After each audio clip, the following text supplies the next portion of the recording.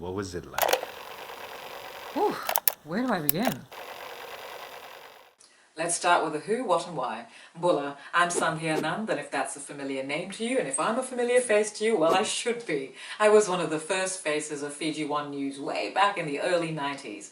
I've also been on radio since I was a child. With FBC, I was the Promotions and Publicity Director in the mid-90s, and as Promotions and Publicity Director for FBC, I created Bulla Rocks the Park, a very successful weekend-long concert featuring all the big names. It was quite an amazing thing.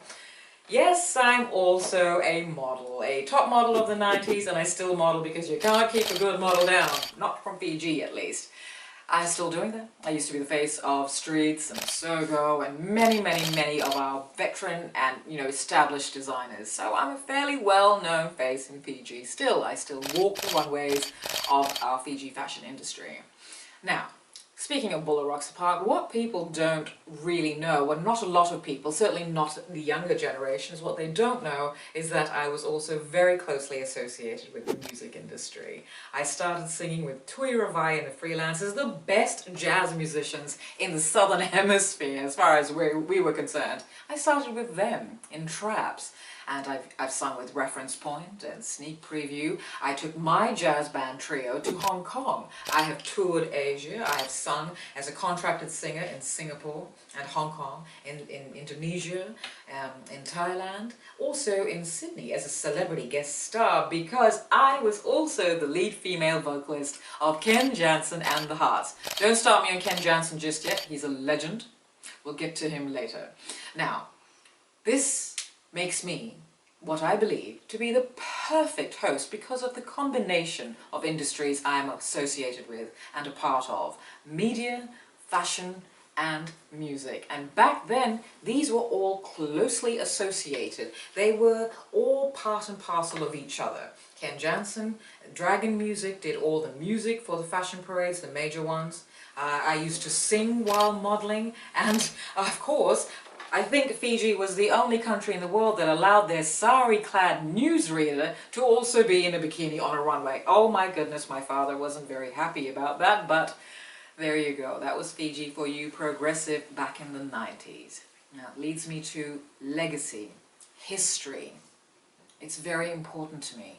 Our history is very important to me. I'm wearing a 70s Tiki Togs shirt. Tanya Whiteside, who was once my mentor and who discovered me in modeling when I was, 18, 19, way back, 1989. She once told me that I seem to have the biggest collection of Tiki Togs dresses and shirts and skirts and everything than anyone else she has ever known. Because the history, as I have said, the history of Fiji is very important to me.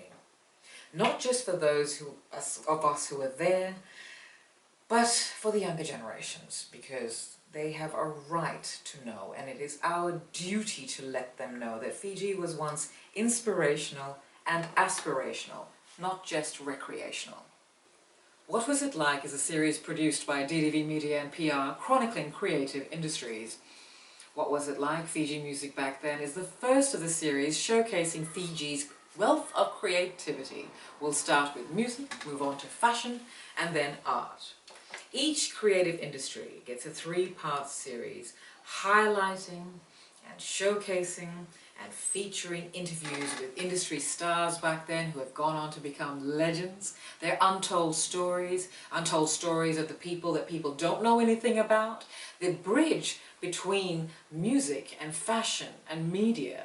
It was a very short bridge then. All these stories that need to be told. The generation now, they're hungry for inspirational stories. They need to know that they have something to look up to, something to follow in the footsteps of. What they want is hope. And What Was It Like? Fiji Music Back Then is the start of a creative industry hope. We will help them, along with you, with your help, become hopeful for a new future in Fiji. This may sound cliched, but I'm that kind of woman. I love Fiji. I want our young people to know that we were not just complacent. We made things happen back in a very hard time. No social media. We didn't have connection to the world other than a plane. But we made things happen. We were progressive. The new generation needs to know this. we will take them there.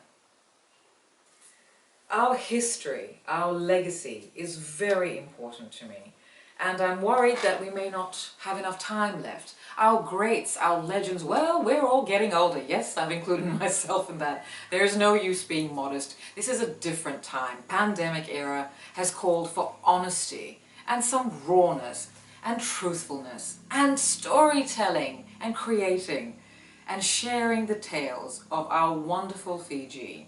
Please join me in understanding why this is so important. So we've done why me, we've done why the industry. Now we need to know why, because we may be running out of time. The 90s, well, it was actually a long time ago, and we're not getting younger, we're only getting eternal and immortal, but our stories need to be immortalized now. That's why.